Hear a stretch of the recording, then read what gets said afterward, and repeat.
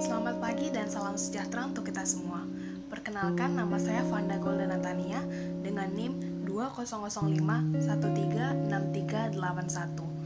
Saya berasal dari jurusan Pendidikan Luar Sekolah dari kelas 3. Di sini saya akan menerangkan tentang 10 teori belajar dan penerapannya dalam pembelajaran yang perlu kita ketahui. Sebelumnya, teori belajar merupakan usaha yang sudah disusun untuk dapat memberikan suatu gambaran akan bagaimana seseorang dapat mempelajari sesuatu sampai yang didapatkannya dalam pembelajaran tersebut dapat menimbulkan suatu perubahan di beberapa aspek kehidupan seseorang.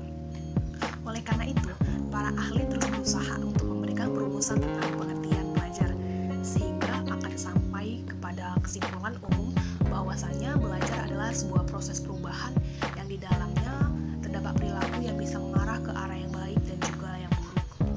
Kemudian teori belajar dan penerapannya. Belajar merupakan sebuah perubahan yang dapat terjadi melalui suatu pengalaman dan juga latihan sehingga akan mendapatkan keterampilan dan kecakapan yang baru serta bisa digunakan di dalam waktu yang cukup lama. Perubahan perilaku dikarenakan belajar dapat dilihat dari berbagai aspek dan kepribadian, dari fisik maupun psikis. Belajar dan penerapannya. Yang pertama ada teori behavioris. Teori ini merupakan suatu teori ulang berorientasi pada suatu hasil yang bisa diamati dan juga diukur. Hal tersebut agar perilaku yang ingin dicapai bisa menjadi suatu kebiasaan, maka diperlukannya penggunaan pelatihan dan pengulangan. Penerapan dari teori ini mengharapkan suatu hasil, yaitu dapat terbentuknya perilaku yang sangat diinginkan dan perbuatan yang positif dapat diberikan kepada perilaku yang diinginkan maupun sebaliknya.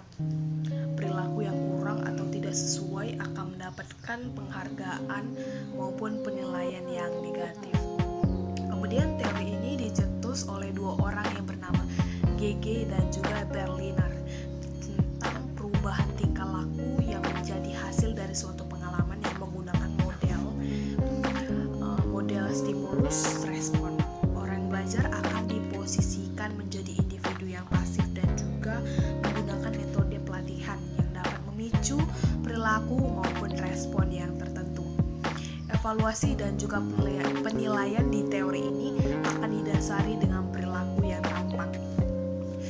Guru tak akan banyak memberikan ceramah, tetapi akan memberikan suatu instruksi yang singkat dan diikuti dengan pemberian sebuah contoh melalui simulasi maupun dari guru itu sendiri. Kemudian yang kedua ada teori humanistik.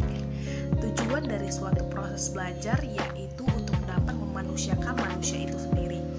Proses dari belajar juga akan dianggap berhasil apabila pelajar tersebut sudah bisa memahami lingkungannya dan juga dirinya sendiri dan kemudian dapat berusaha untuk bisa mencapai aktualisasi dirinya dengan baik.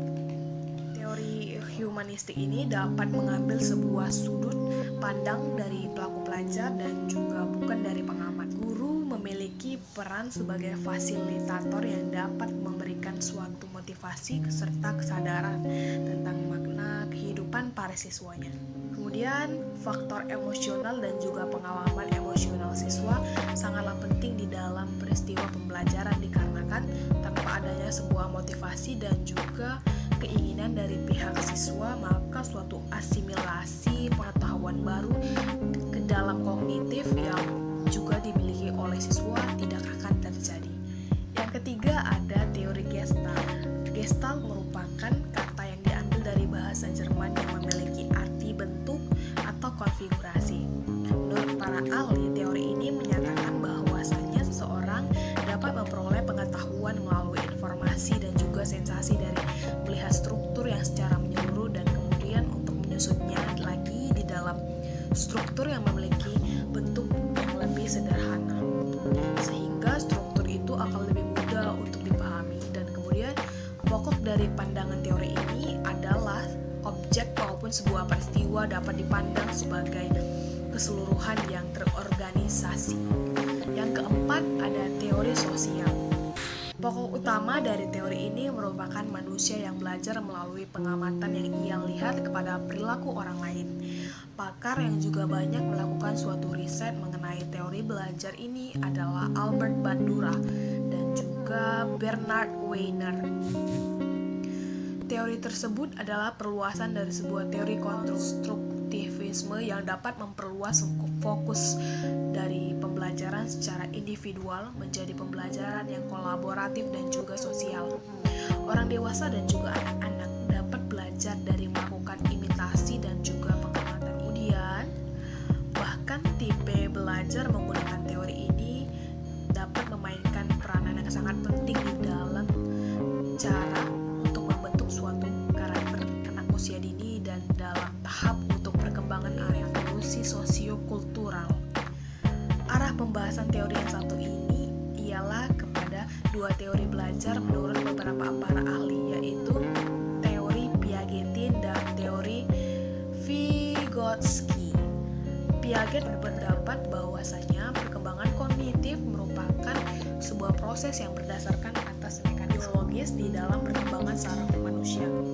Dan juga kegiatan belajar tersebut dapat terjadi dengan seiring pola tahapan perkembangan yang tertentu dan sesuai dengan usia seseorang tersebut.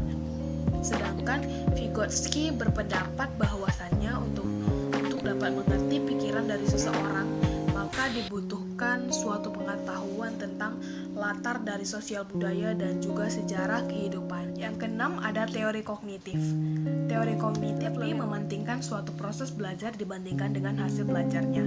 Teori tersebut juga mengatakan bahwasannya belajar tak sekedar untuk melibatkan hubungan di antara stimulus dan juga respon, tetapi dari tingkah laku manusia ditentukan oleh persepsi dan pemahamannya mengenai situasi yang memiliki hubungan dengan tujuan belajar.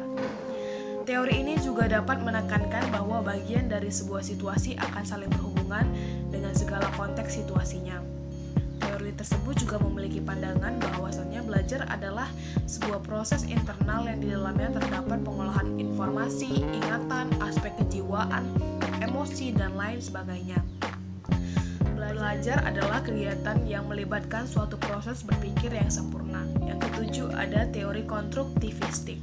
Teori ini diartikan menjadi suatu pembelajaran yang memiliki sifat generatif, yakni tindakan yang dapat menciptakan sebuah makna dari apa yang sudah dipelajari.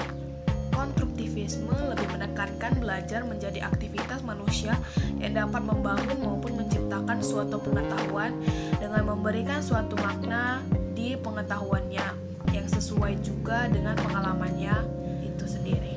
Konstruktivisme juga bukanlah suatu gagasan yang terbilang baru.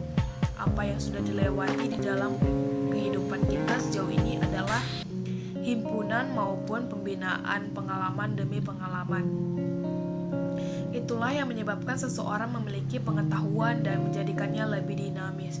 Teori ini juga merupakan suatu prinsip yang mendasar, yaitu guru tak hanya memberikan suatu pengetahuan kepada siswanya, tetapi siswa juga yang harus memiliki peran aktif untuk membangun sendiri pengetahuannya yang ada di dalam memorinya. Ada teori kecerdasan ganda. Kecerdasan adalah sebuah kemampuan untuk dapat memecahkan masalah maupun menghasilkan suatu hal yang dapat dibutuhkan di dalam sebuah latar budaya yang tertentu.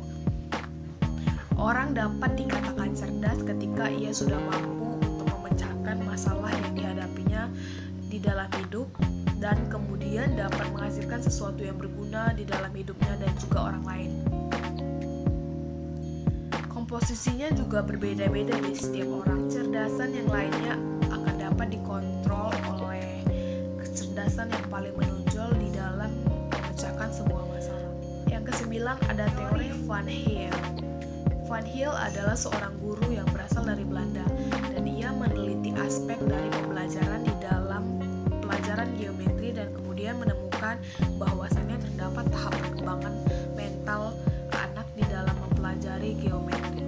Kesimpulan dari penelitian yang sudah dilakukannya dapat dilahirkan beberapa kesimpulan yang memiliki kaitan dengan tahap perkembangan kognitif anak. anak di dalam memahami pelajaran geometri. Yang ke-10 ada teori sibernetik. Teori sibernetik adalah suatu teori belajar yang terbilang baru apabila dibandingkan dengan teori yang lainnya. Belajar adalah suatu pengolahan informasi, maka begitu juga yang dinyatakan oleh teori sibernetik ini. Hal yang lebih penting dari suatu proses belajar yaitu sistem informasi yang dipelajari dan diproses siswa. Pendapat lainnya dari teori sibernetik ini yaitu tak ada satupun proses dalam pembelajaran yang cocok untuk digunakan di dalam seluruh situasi dan juga seluruh siswa. Karena bagaimana cara belajar sangat ditentukan dengan sistem informasi.